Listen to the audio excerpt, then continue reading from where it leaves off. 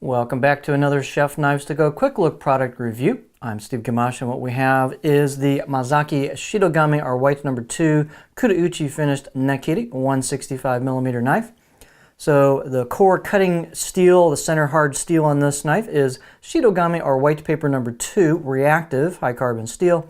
Heat treats typically 61 to 62 Rockwell for that core steel. And what they do is on either side of that hard core steel, they put a soft stainless cladding for lower maintenance, and this cladding, they also have a applied, kind of after the fact applied Kurauchi or blacksmith protective finish on it. And so this knife is fairly low maintenance. You've got the core cutting edge steel, of course, to keep clean and dry. You should really clean and dry the entire knife when you're done anyway, but the stainless helps maintenance a little bit. The weight and dimensions will vary a little bit from knife to knife, but this particular one is 160 grams, 5.6 ounces. It is right about 170 on the useful edge, which is from the heel, the back of the heel known as the chin, up to where this corner hits in the front, the tip. The overall length is about 322 millimeters or 12.7 inches. And then characteristically, these blades all have, I've got 5 of them in this batch, and they all have thick spines coming out of the handle, but then they thin out quickly from that. So kind of a standard characteristic by this maker. So this one I measured about 4.5 millimeters thick back above the chin, but then boom, it thins down halfway down the blade to 1.7 and thins way down to 1.2, about an inch from the end. And that's actually pretty thin for a Nakiri style.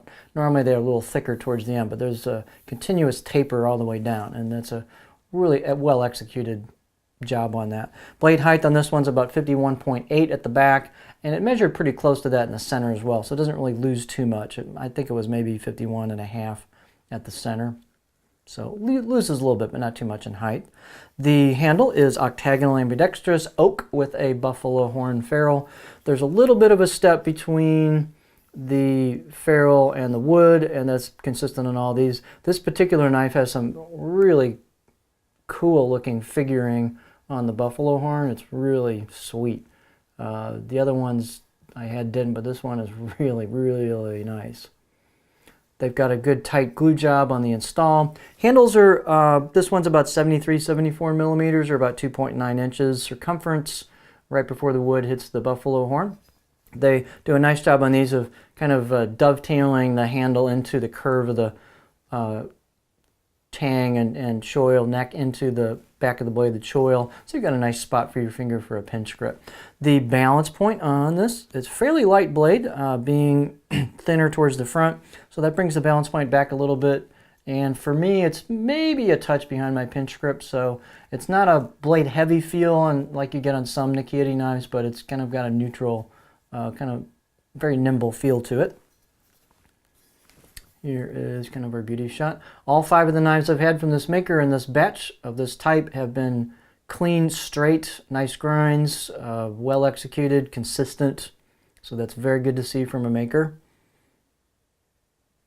Out of the box edge, this is pretty sharp out of the box, but what they do is they bring it down to a 0 grind. They've done all their knives like that on this batch, and there's not really a secondary bevel on there. So if I were you, I would be tempted to put, this one has a couple of hitches on it towards the back. I'd be tempted to put a small, either a micro bevel on this or just put a, kind of your own edge on it and kind of clean it up a little bit. That'll reinforce the edge a little bit. You could try it as is, but I don't know if it'll support it 100% being, right down to a 0 grind.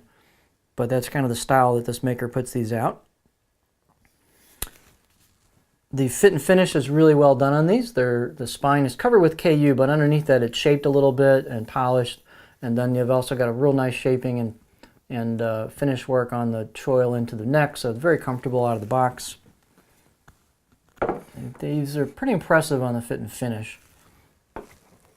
This one is flat. So you can see the profile. Not much to say about that other than it's a nice flat chopper. It's not super dead flat, but it is pretty flat. So you can see it kind of rolls into a stop there at the heel. And if you like to chop, this is your knife. The cool thing about the tip is it's got that kind of corner to it, so you can kind of do a little bit more detail work with there. Pull cuts, draw cuts would work pretty well with that. Let's see, one thing I need to show you a little close-up. It does have hand engraved or hand chiseled kanji on it, but what they've done, it looks like to me, is chisel it, sand it, and then put the KU finish over that, so that fills in those valleys. You don't really feel it running your fingers across. It's not engraved after the fact like a lot of knives, but there's some on the left side of the blade as well.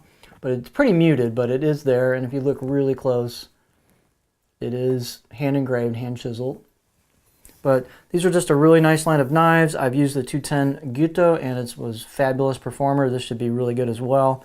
Just really nice execution on their part, nice package. So this is the Mazaki Shidogami, or white number 2, Kurauchi Nakiri 165mm knife.